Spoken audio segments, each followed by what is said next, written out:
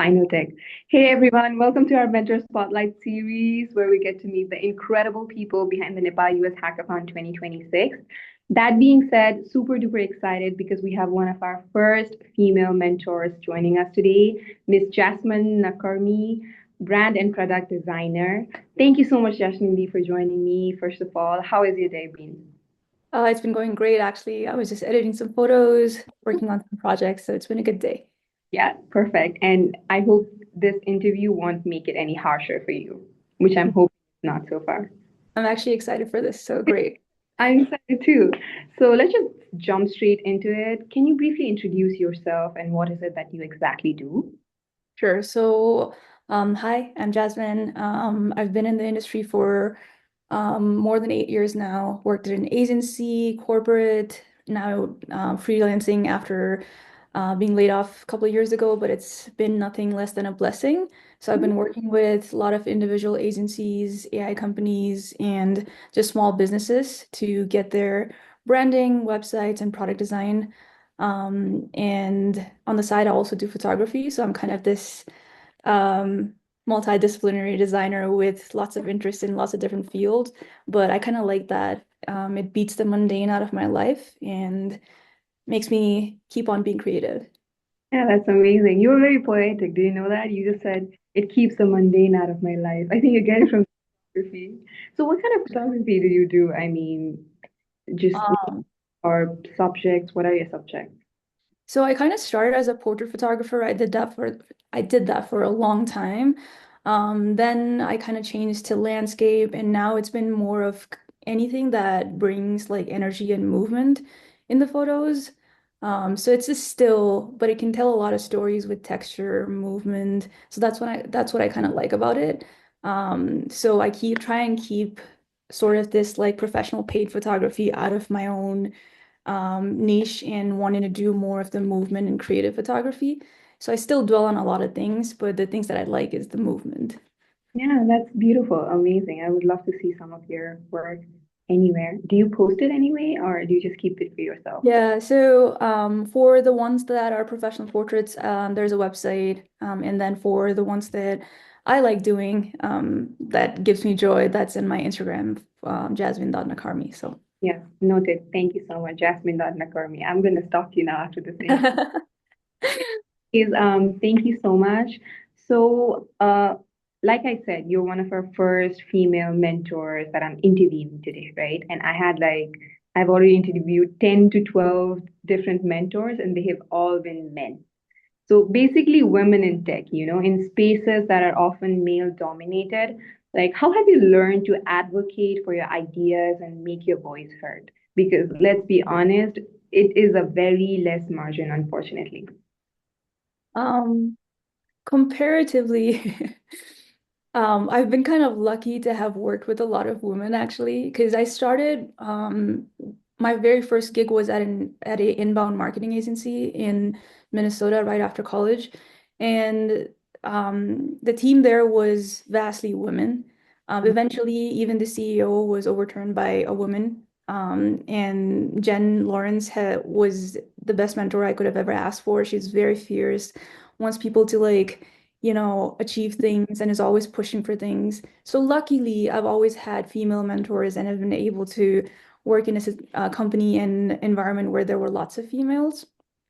Granted, yes, a lot of the art directors, the senior designers that then I got to work with were a lot of men. I think one of the things that I definitely learned later in life, moving from an agency to corporate to freelance, was to boldly voice my opinion without feeling like I'm less than or feeling like my thoughts are not relevant. So, because most of the time it could be that no one thinks from your perspective. You just kind of have to say it out loud. And me as a person, I've always been someone who's opinionated and have always been the one that asks why and doesn't just do things. So as much as it sounds like it's difficult to work with me, I just like knowing the reasons behind the changes that are needed or specific designs are needed. So before I implement anything, there's a heavy why that I always ask. So that helps just so that it doesn't feel like, oh, like you're a female designer, you're making something pretty. Like, no, like Ac- I'm yeah, I'm making a design system structure that is supported by research and it comes from knowledge decision and it's not just something to make it look pretty. Yes, amazing. See, that's one stereotype. Anywhere, if Yeah, it's female, it's pretty. I mean, get over it, right? It's already 2026. And from what you said, you don't sound to work with like hard to work with at all. You sound very efficient and that you will make the other people's work easier. So thank you so much for all your good work so far. thanks. Okay, perfect. So now let's get on to the Nepal US hackathon side, right? So I bet you've been to similar experiences before, going to hackathons and leading a project and stuff like that. So what made you say yes to being part of the Nepal US Hackathon 2026 specifically? What was so different about it?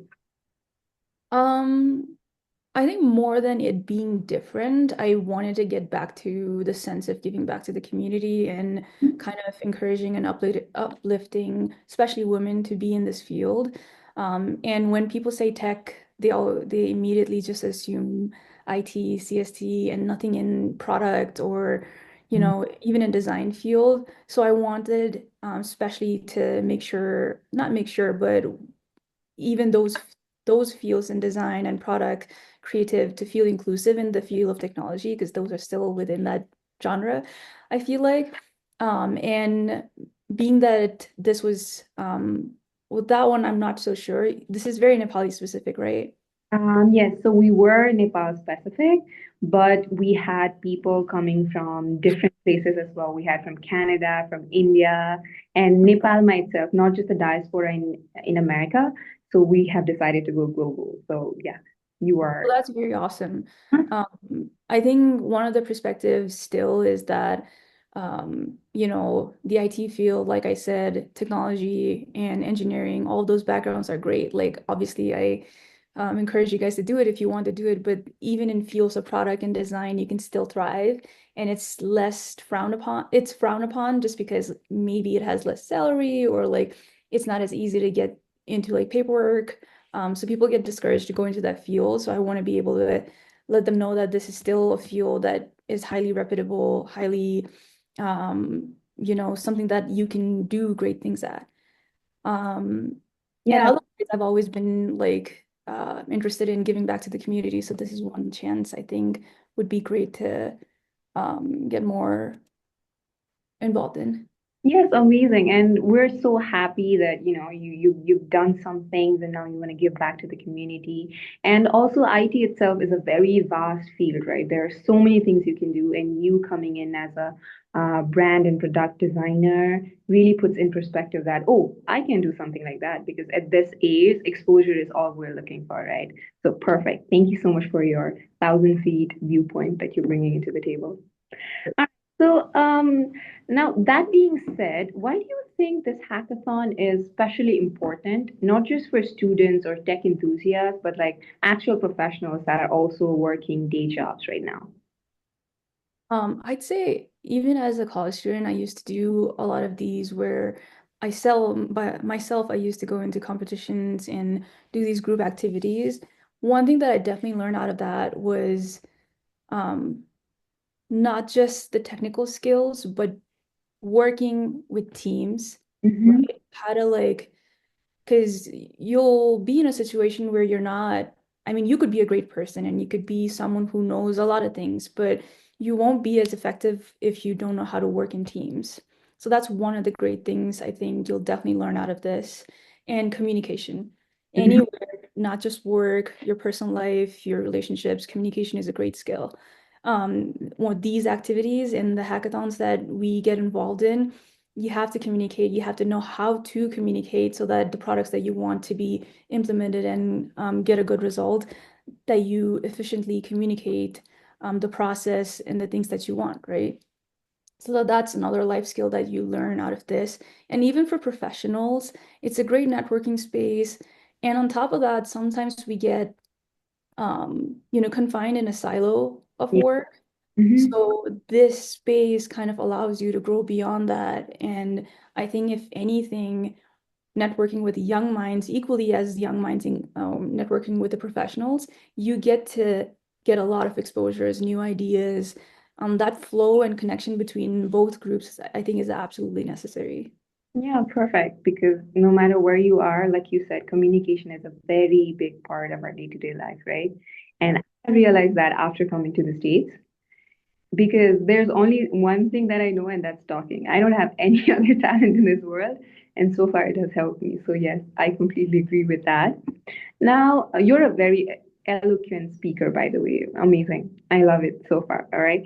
So, as a participant, I'm coming to you as my mentor, right? So, how would you want them to set their mindset or have this certain set of questions while approaching your mentor session so that they can squeeze out maximum benefits out of your sessions?